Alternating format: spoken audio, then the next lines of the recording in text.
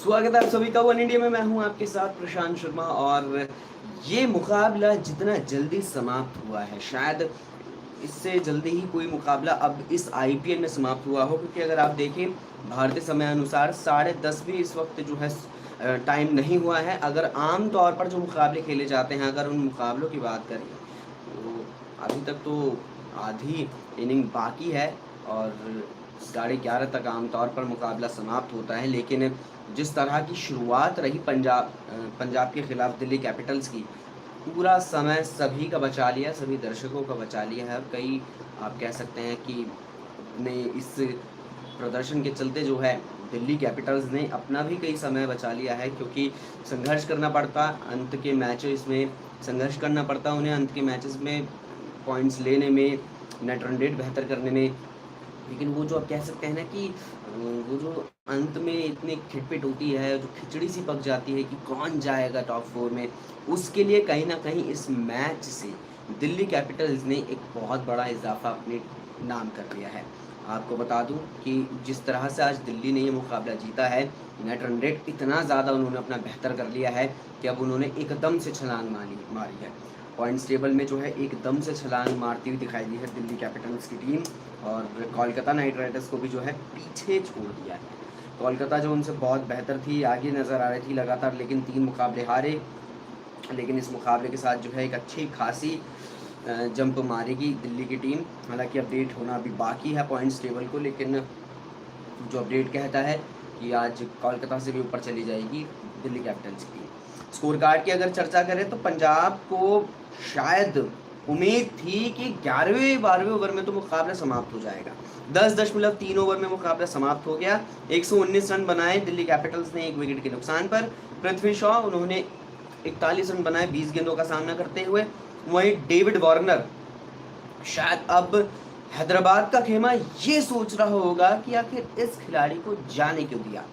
पहला जब मैच खेला था 4 रन लगाए थे, 12 गेंद ले ली थी, तो ऐसा लग रहा था कि वार्नर वही वार्नर है जो पिछले सीज़न में नज़र आए थे, जो सेकंड लेग में थे, जो फर्स्ट लेग में थे 2021 के, वही डेविड वार्नर जो है इस सीज़न भी खेलते नज़र आ रहे हैं। लेकिन जिस तरह का प्रदर्शन डेविड वार्नर का इस सीज़न रहा है, लगातार 3 मुकाबले और तीनों में ही अर्धशतकीय पारी देखने को मिली है वार्नर के बल्ले से। पिछला जो मुकाबला खेला था दिल्ली कैपिटल्स ने, जो दिल्ली कैपिटल्स अपना पिछला मुकाबला हार कर आई थी आरसीबी के विरुद्ध, वहां भी अर्धशतक लगाया था डेविड वार्नर ने।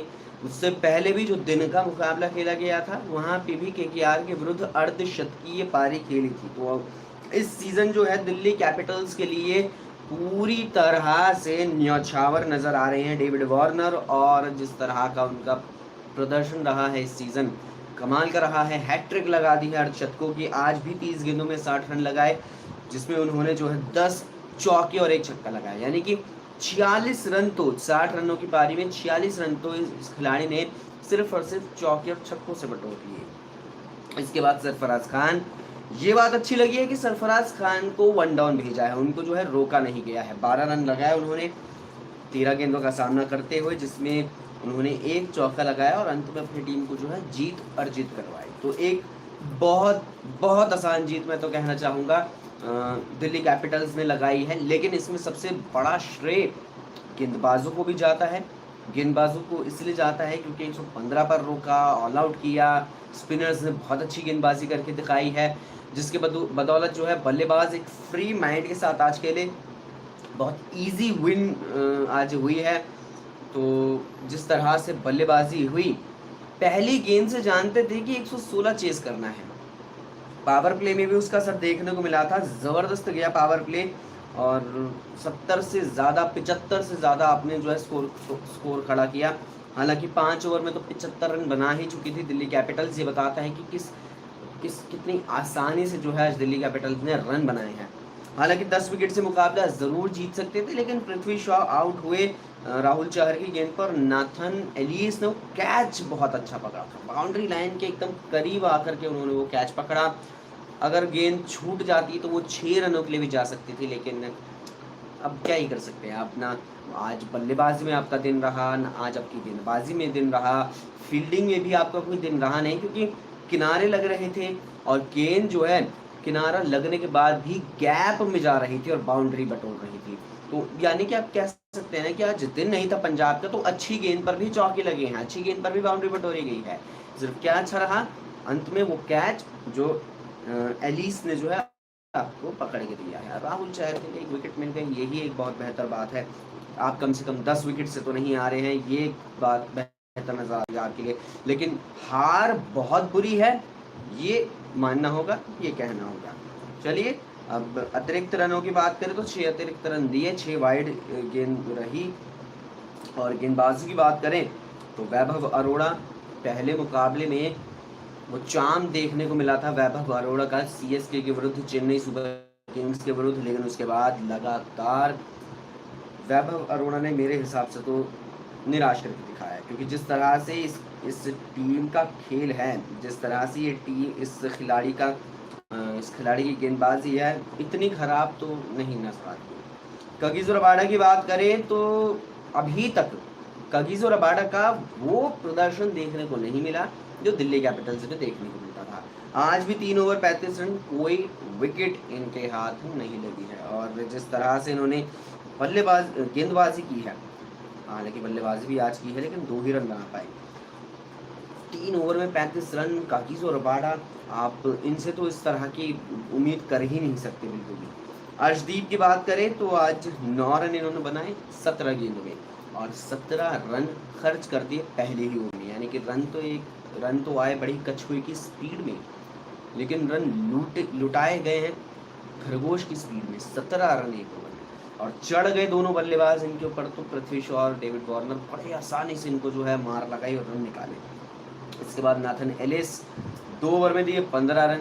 आज ओडियन स्मिथ की जगह पर इन्हें मौका मिला और शायद कुछ फ़ायदा हुआ नहीं है, और इसमें कोई बड़ी बात नहीं होगी अगर इन्हें ड्रॉप करके अगले मैच में फिर ओडियन स्मिथ को ले आए, कोई बहुत बड़ी हैरानी वाली बात होगी नहीं पंजाब की तरफ से। अगर बात करें तो राहुल चहर की बात करें तो इन्हें सबसे अंत में लाया गया। 2.3 ओवर, किस रन इन्होंने खर्च करे, 1 विकेट इन्होंने निकाली। अब यहाँ पर ये बात समझ ही नहीं आती है कि भैया आपके जब मुख्य गेंदबाज राहुल चहर ही हैं जो आपके लिए विकेट निकाल रहे हैं, तो आप थोड़ा ऊपर क्यों नहीं लाते उन्हें? कि आपको नाथन एलिस से इतना भरोसा है कि वो आपको विकेट निकाल के दे सकते हैं, लेकिन आज भी विकेट तो राहुल चहर ने निकाली है। ये रणनीति अब तक मेरे को कप्तानों की समझ नहीं आई है। ज़्यादातर जो टीम हारी है उन टीमों की ये गलती यही रही है कि अपने मुख्य गेंदबाजों को लेकर के ही बड़े बाद में आए हैं। राहुल चहर सबसे नीचे लाने का खुद सोचे कोई सेंस नहीं बनता है। मुख्य गेंदबाज है, आप रबाडा और वैभव अरोड़ा के बाद ले आइए। आपको 116 चेज करना है, बोर्ड पर 176 तो लगा नहीं है कि आप राहुल चहर को अंत में लेकर के आएंगे। जब कैम्बल होगा, युजवेंद्र चहल वाला रोल निभा देंगे राहुल चहर।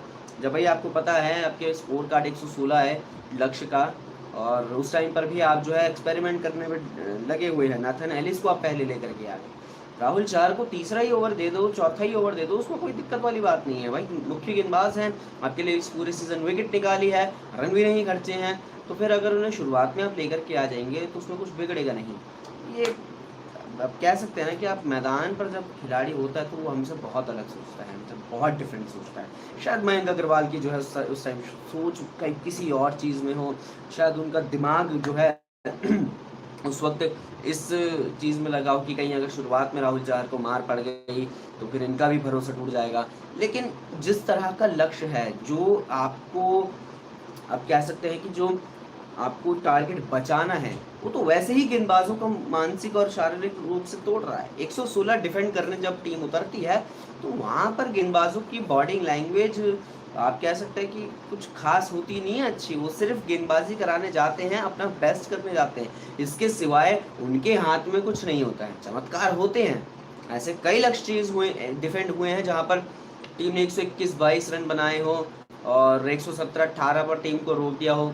पिछला ही सीज़न मुकाबला खेला गया था पंजाब किंग्स बनाम सनराइजर्स हैदराबाद के विरुद्ध, जहां पर पंजाब किंग्स ने ऐसा ही मुकाबला जीता था 3-4 रनों से। तो ऐसे मुकाबले भी जीते जाते हैं, लेकिन 116 हर बार चेज हो जाए, हर बार डिफेंड हो जाए, ये तो पॉसिबल नहीं नज़र आता है, और आज भी ऐसा नहीं हुआ है। तो चलिए अब आप सभी के जो भी सवाल जो भी जवाब हैं आप कमेंट बॉक्स में ज़रूर डालिए और बता सकते हैं कि आज आपको जो है कौन सा खिलाड़ी सबसे बेहतर नज़र आया है। क्या वो दिल्ली के गेंदबाज थे या दिल्ली के बल्लेबाज थे? आपको बल्लेबाजी किसकी सबसे अच्छी लगी है? क्या वो पृथ्वी शॉ थे जिन्होंने पहले गेंद से ताबड़तोड़ बल्लेबाजी की, या फिर डेविड वार्नर जिन्होंने आज फिर अर्धशतकीय पारी के लिए और हैट्रिक लगा ली है। चलिए आप सभी को पॉइंट्स टेबल की ओर रूबरू करवाते हैं, और पॉइंट्स टेबल में चैंपियंस टीम जो है वो सबसे नीचे है। मल्टीपल आईपीएल टाइटल विजेता टीम्स केकेआर नंबर 7 पर, सीएसके नंबर 9 पर, मुंबई इंडियंस नंबर 10 पर। इनके बीच जो है फाइनलिस्ट टीम भी है। पंजाब किंग्स 8वें नंबर पर है, और पंजाब किंग्स का जो नेट रन रेट है वो माइनस में जा चुका है, काफ़ी ज़्यादा नीचे जा चुका है, और सीएसके के जो नेट रन रेट है उसके करीब ही आ गया है। वहीं अगर दिल्ली की बात करें तो इनके नेट रन रेट में एकदम से उछाल आया है, एकदम से परिवर्तन आया है, क्योंकि इतनी बड़ी जीत इन्होंने हासिल करी है। 57 गेंद शेष रहते आपने मुकाबला जीता है, 10.3 ओवर, ऑलमोस्ट आधी इनिंग में ही आपने मुकाबला जीत लिया। तो नेट रन रेट में तो बढ़ावा आएगा ही, बहुत उछाल तो देखने को मिलेगा ही, जो देखा है देखने में मिला है देखने में।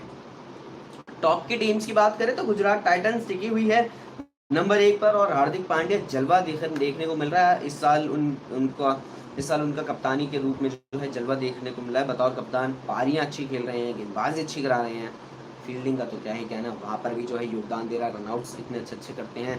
तो मेरा तो मानना ये है, विकेट्स ले रहे हैं, रन्स बना रहे हैं, तो ये सीज़न बतौर कप्तान हार्दिक पांड्या के सीज़न है।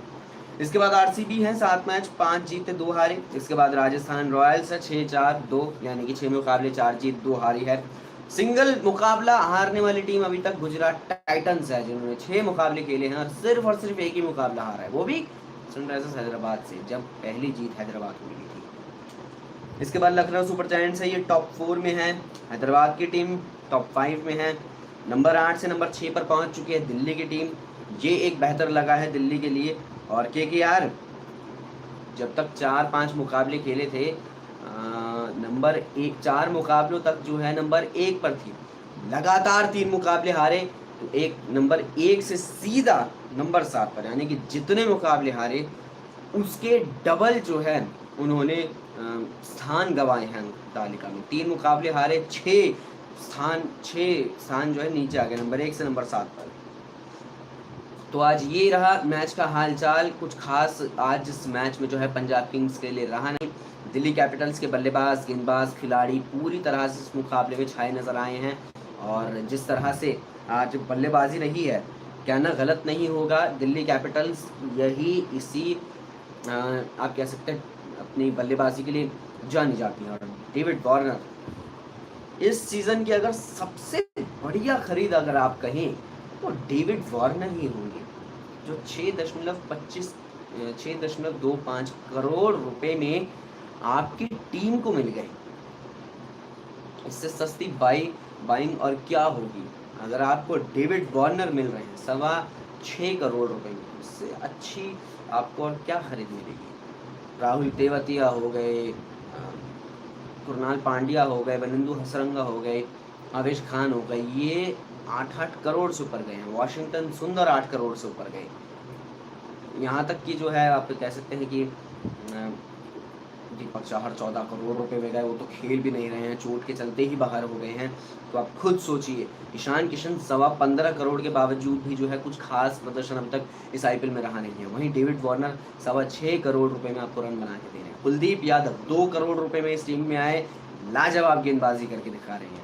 तो स्मार्ट बाइंग की है दिल्ली कैपिटल्स ने, और इस सीज़न जो है अभी तक तो देखिए फ़ायदा देखने को मिला है। भले ही जो टीम जो है 3 मुकाबले हारी ज़रूर है, लेकिन साथ ही साथ 3 मुकाबले जीती भी है। 14 मुकाबले खेलने हैं, 8 मुकाबले अभी बचे हुए हैं, 8 में से 5 मुकाबले भी जीत जाती है दिल्ली कैपिटल्स की टीम, तब भी 8 जीत रहेगी। नेट रन रेट बेहतर रहा तब भी टॉप 4 में जाने का मौका पूरा रहेगा दिल्ली कैपिटल्स के पास। तो चलिए, एक बेहतर मुकाबले की बेहतर समाप्ति दिल्ली कैपिटल्स के लिए, और यही कहना चाहूँगा कि पूरी तरह से खेल जो है सिर्फ और सिर्फ दिल्ली कैपिटल्स का था।